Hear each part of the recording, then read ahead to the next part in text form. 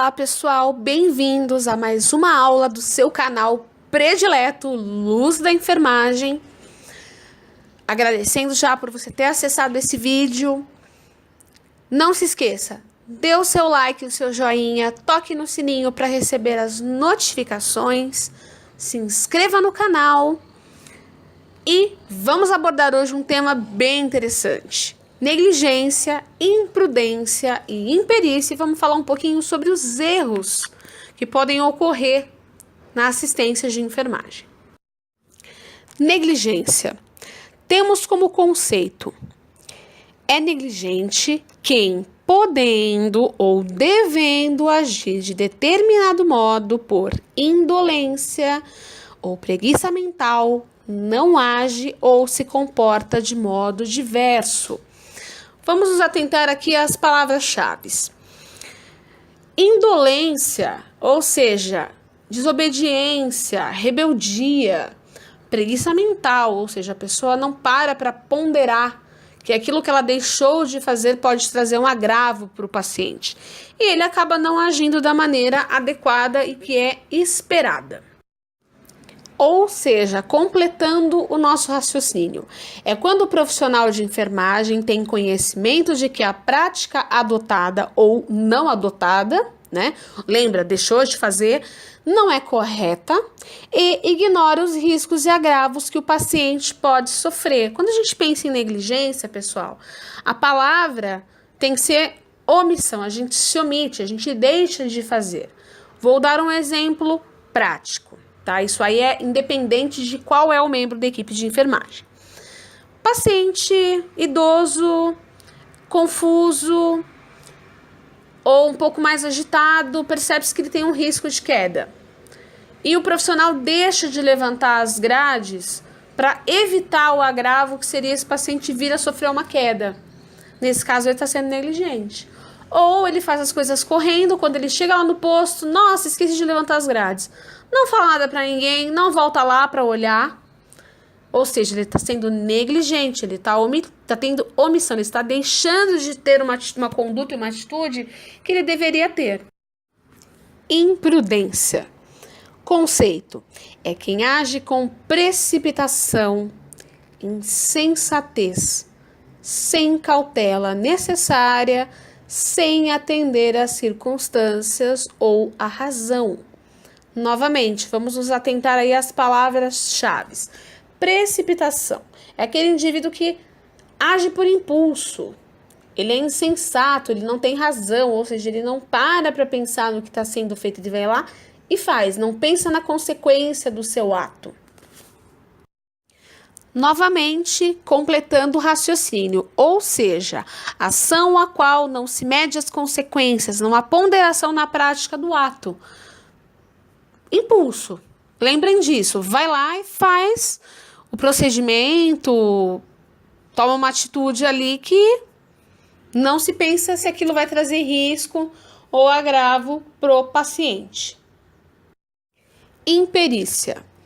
Temos como conceito a incapacidade, falta de conhecimento ou inabilidade para o exercício de determinada função, falta de prática ou ausência de conhecimento técnico para a profissão.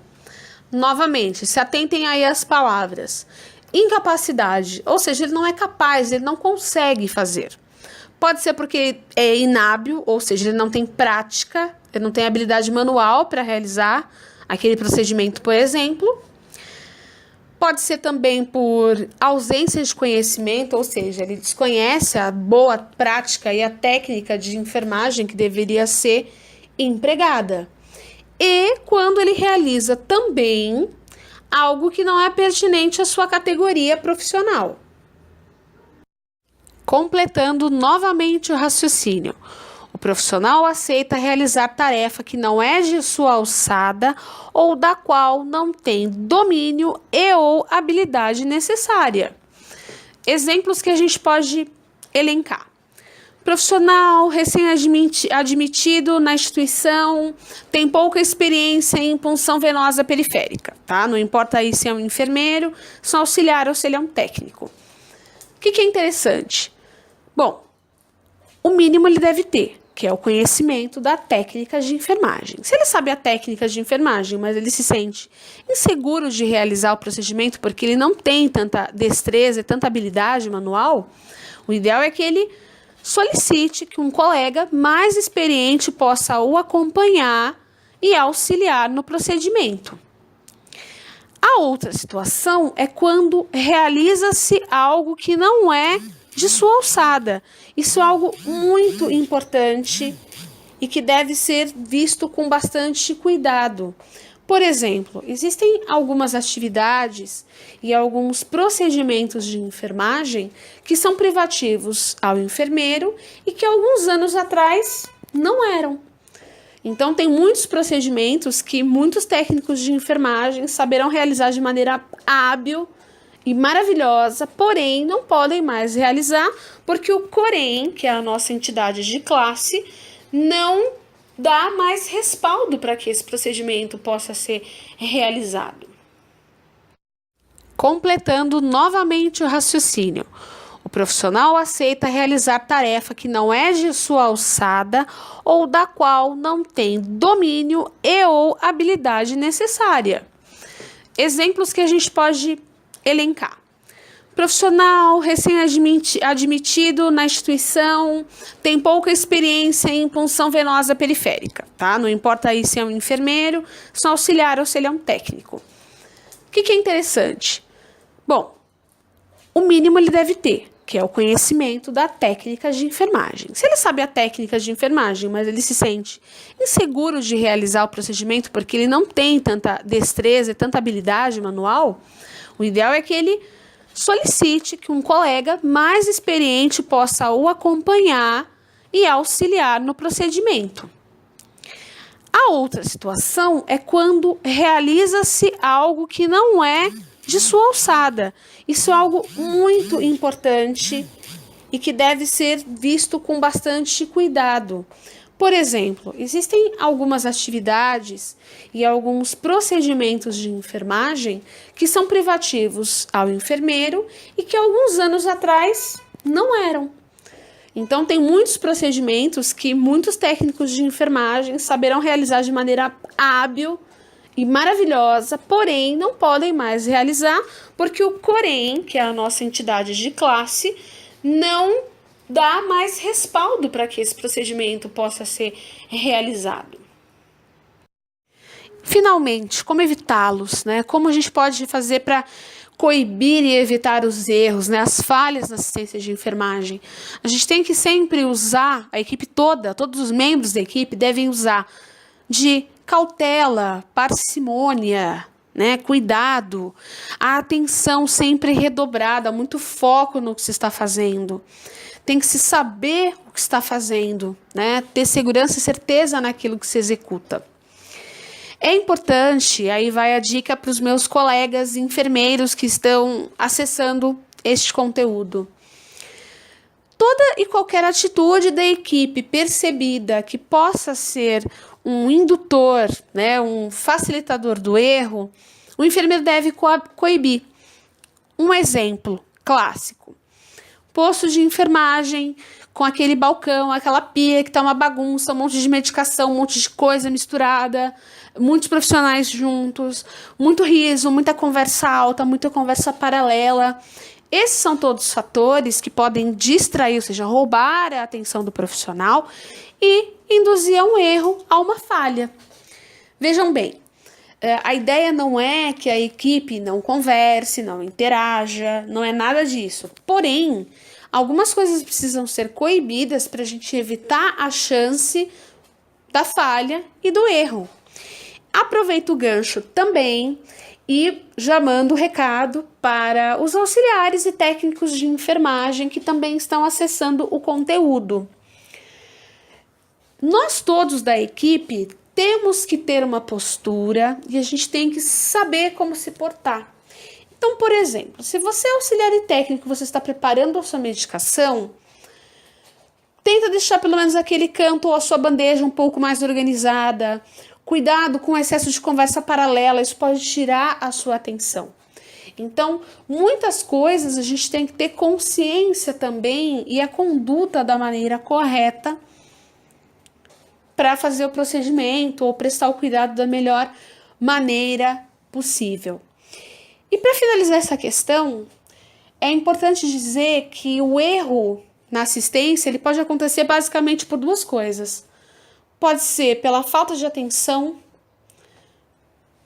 e aí entra também a insegurança, ou o excesso de confiança, quando o profissional nem tem preparo, nem tem conhecimento, mas ele vai lá e abraça fazer algo ao qual ele não tem competência suficiente para. Pensando em evitar, né, em coibir esses erros, em evitar esses eventos, vamos pensar em algumas condutas que são adequadas a todos os membros da equipe de enfermagem. Sempre a gente deve ter o quê? Atenção, foco naquilo que está sendo realizado, estar certo daquilo que está sendo feito, ter segurança para executar aquele procedimento ou prestar aquele cuidado. Nunca, jamais agir perante dúvida. Então, assim, se não ficou claro o que é para ser realizado, deve-se tirar a dúvida. Não conhece o medicamento? Vamos atrás. O que está prescrito, seja pelo médico ou pelo enfermeiro, não está claro, vamos tentar desvendar e ter certeza do que está sendo pedido, certo? Atualização. Investir em atualização é muito importante.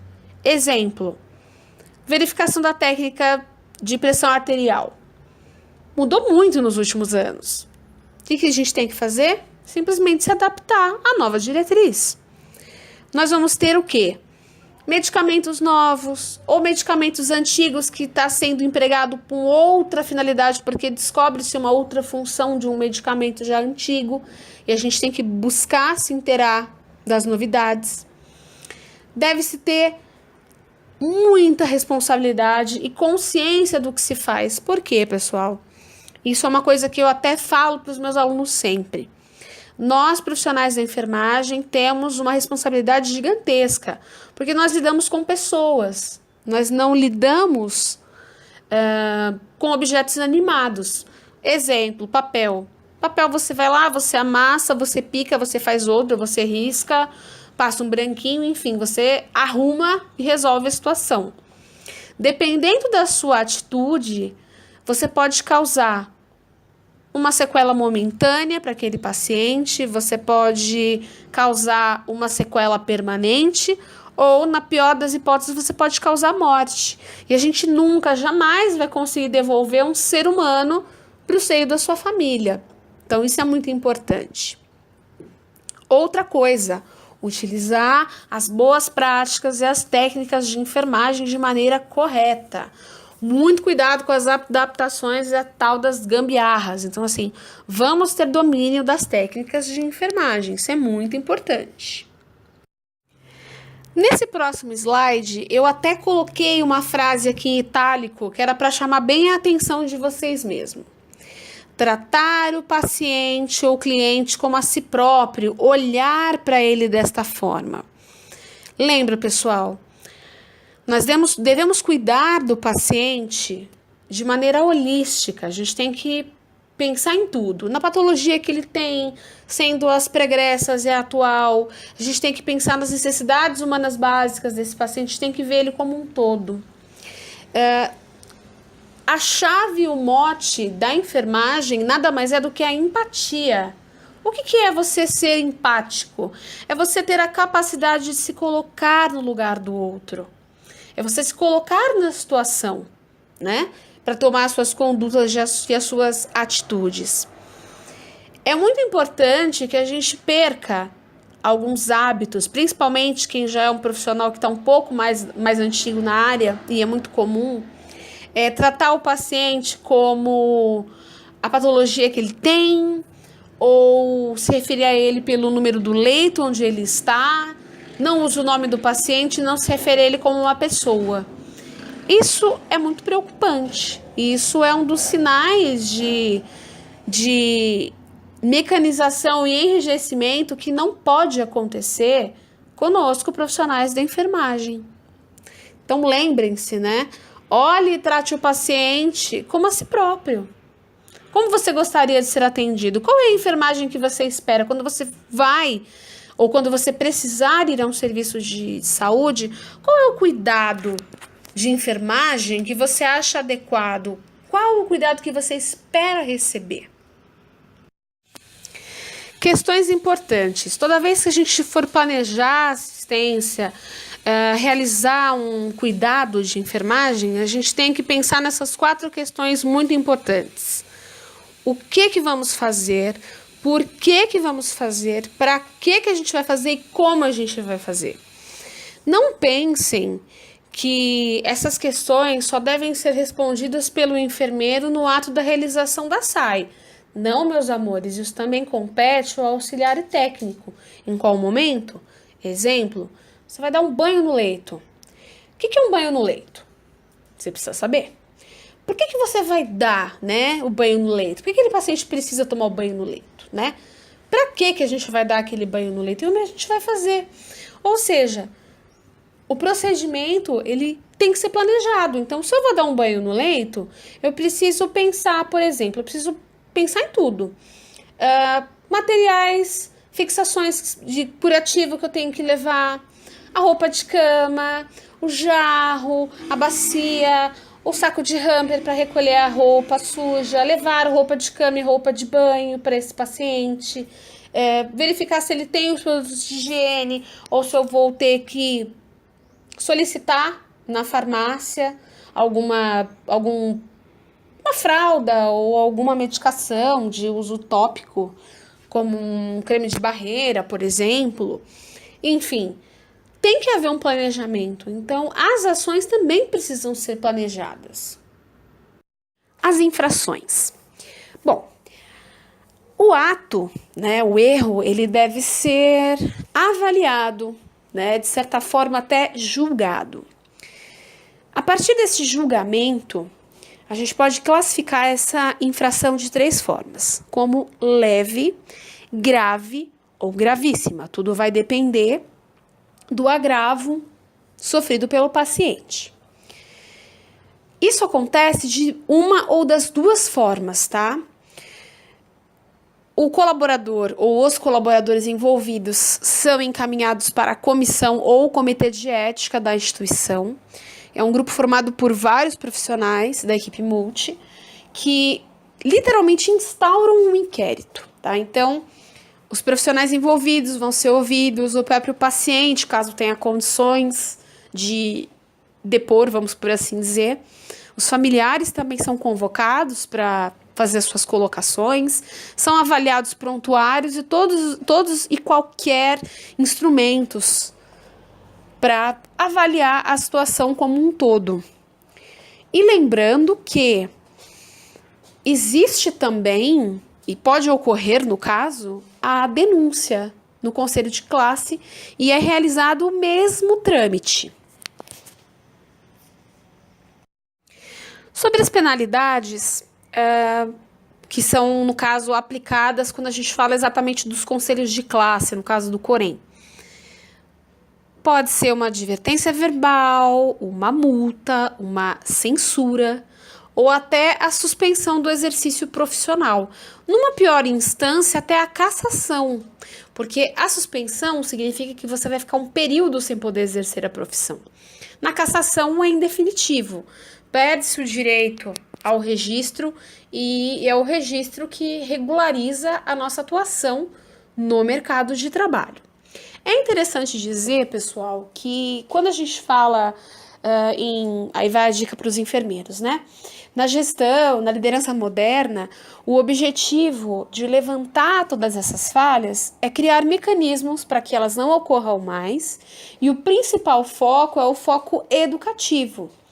Vejam, não significa que dependendo da situação não haverá uma punição para esse colaborador, mas o foco ainda é a parte educacional, é você orientar este colaborador, mesmo porque toda e qualquer conduta aplicada à equipe, no caso aos pacientes e referente à assistência, é muito importante que os membros da equipe tenham total consciência dos procedimentos, por que estão realizando os procedimentos, porque quando eles compreendem qual é a sua ideia, eles trabalham junto com você.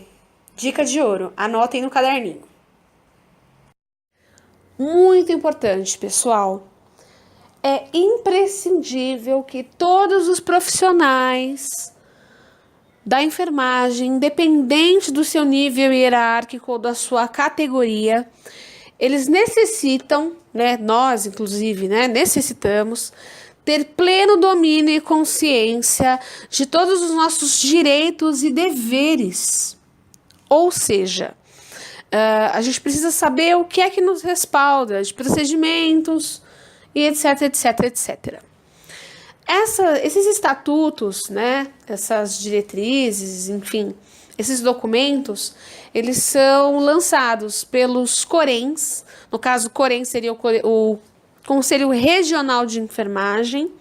Cada estado tem o seu, alguns estados maiores possuem subseções, ou seja, mais do que um COREN no estado, mas em municípios diferentes. E temos o COFEN, que é o Conselho Federal de Enfermagem. Então, todas essas mudanças de cargo, atribuição, são publicadas no site, tá? Antigamente, o COREN fornecia um livreto impresso. Acredito que hoje não mais. Mas, como hoje em dia grande maioria da população tem acesso à internet, inclusive vocês têm, já que vocês estão comprando material, acessem o site do COREN do estado de vocês e procurem todas essas resoluções, acessem esse estatuto, vejam algumas coisas de lei, que isso é importante para que vocês tenham conhecimento.